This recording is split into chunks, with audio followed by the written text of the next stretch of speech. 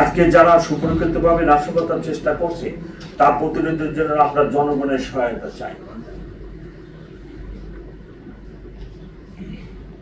এদেশের জনগণ, ঢাকাবাসী অতীতে স্বৈরাচার পতনের জন্য যথেষ্ট ভূমিকা রাখে এবং জনগণই প্রতিরোধ সৃষ্টি করে।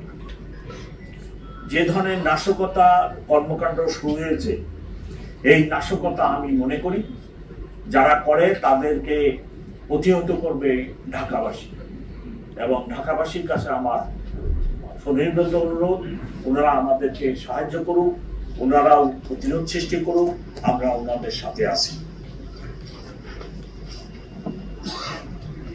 গতকাল পুলিশকে নিক্ষেপ করে দুর্বৃত্তরা ককটেল নিক্ষেপ করে। একটি ঘটনা ঘটে জসিমউদ্দিন রোডে, আরেকটি মৌচাকে। ফ্লাইওভারের উপর থেকে জসিমউদ্দিন রোডে সার্জেন্টের উপরে ককটেল নিক্ষেপ করা হয়। আল্লাহর অশেষ রহমত, এই ককটেল আমার সার্জেন্টের পায়ে পড়ে এবং সে আহত হয়। মৌচাক মার্কেটের এখানে ক্রিকেট ডিউটি করা অবস্থায় তাদের উপর নিক্ষেপ করে, কিন্তু তাদের গায়ে লাগে না।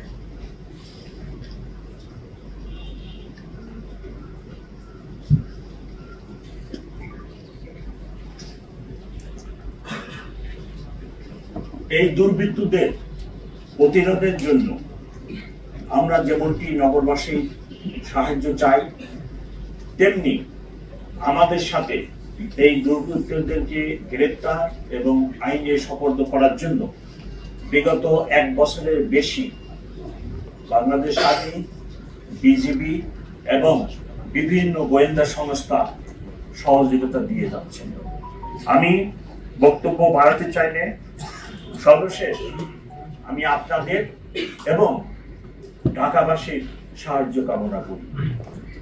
সামাজিক যোগাযোগ মাধ্যম খুবই শক্তিশালী এবং বর্তমানে আমরা একটি মিডিয়ার জগতে বাস করি।